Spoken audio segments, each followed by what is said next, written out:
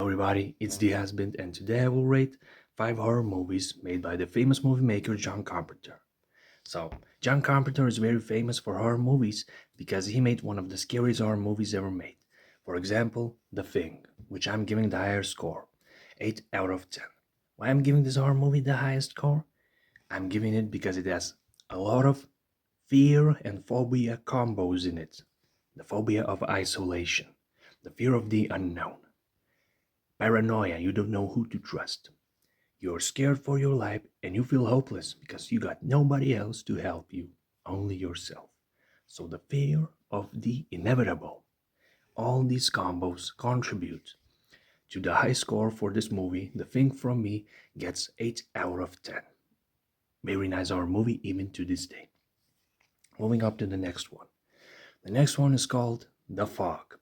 I'm giving this horror movie a high score because it has a combo of mystery, we could say folklore elements, the fear of the unknown also, creature feature, some gore, and some story time. Very interesting and nice acting, everything is very nice. And the location area is also interesting, seaside. So, I'm giving this horror movie 7 out of 10. It is still a great score in terms of horror movie rating because most horror movies get low scores or to the middle. So 7 out of 10 for The Fog. Recommend for everybody if you have time, if you like to listen to some quality, mystery, story, horror stuff. So the next one I'm moving into is called Halloween. This one is famous in all kinds of countries because it is considered one of the first popular slasher horror movies. Slasher is when there's a human serial killer killing people. So this movie has that home invasion kind of fear and phobia. Fear of the somebody maybe stalking you, somebody invading your house, something like trying to kill you and you feel hopeless again. So all these combos contribute to the, we could say, a good score, 6 out of 10. It was not something, crazy, so I cannot give it a higher score. But for what it is, in today's terms, it's still a solid horror movie. 6 out of 10. Recommended for everybody. Go watch it. If you have time, if you want to watch a retro horror movie, if you're okay with that. So let's go to the next one. The next one is called Christine. This is a horror movie with a unique horror concept also. The fear of technology and what might be inside it.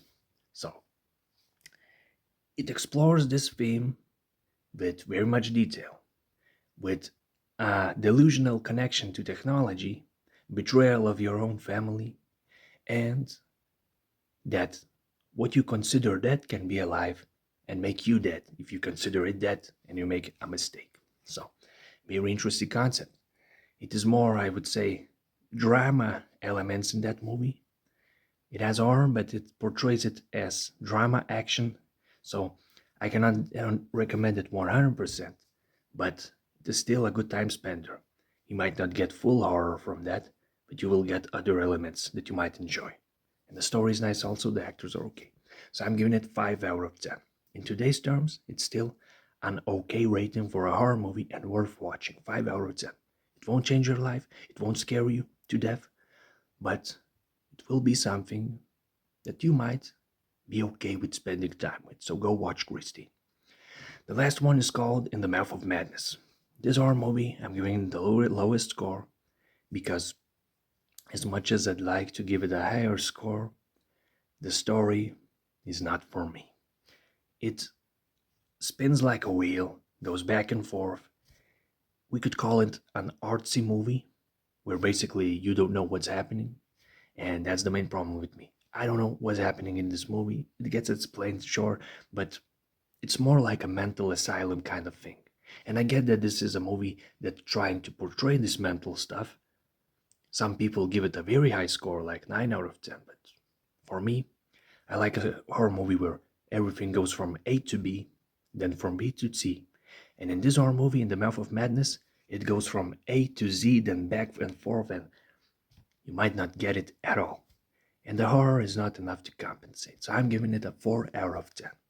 So thank you all for listening, or maybe even watching. And as always, if you would like some, I will comment about this, okay? If you understand what I mean. And try to get my point.